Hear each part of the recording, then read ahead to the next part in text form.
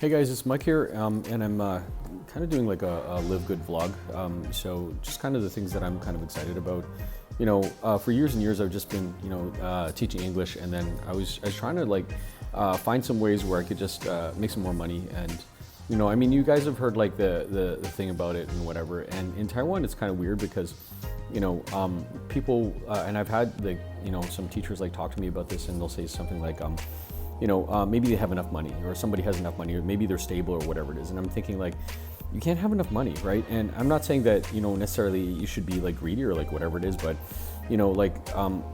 more time, more money to do the things that you want to do. And you might be a doctor, but like your time poor, right? Because like you work like 80 hours a week or whatever it is, and you make all this money, and the only people that are enjoying it are your family and your wife and your kids and stuff, right? So I don't know, guys. There's a lot of things, especially living in Taiwan right now. Like I guess my life is pretty stable. It's nice. The English teaching job is fine, but you always kind of like think I could be spending my hours and my time like doing something else.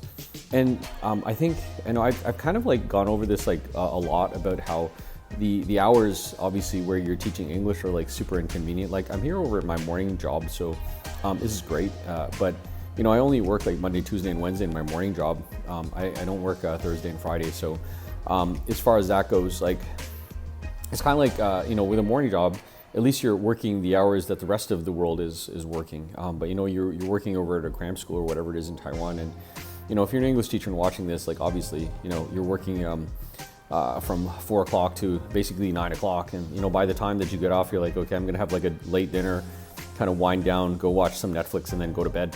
And I mean, is that necessarily your life? Yeah, on Saturday and Sunday you're off, you can be a weekend warrior and you can do the things that you want, right? But I think there's just kind of more to it than that, right? Obviously there's and especially like Taiwan is like a really nice place, and I've heard and I've seen about how different places like in the middle of Taiwan or in the south of Taiwan, there's like all these places to go and to see and whatever. And I've been to the southern part of Taiwan. I haven't, even the amount of time that I've spent in Taiwan, I haven't even seen like all the different places. And there's kind of like this thing about how you could take like a week to just zip around Taiwan like on a scooter or like whatever it is, and like you can go around the entire island, right? So I mean, it's not a big place, it's small, but it does have its charm.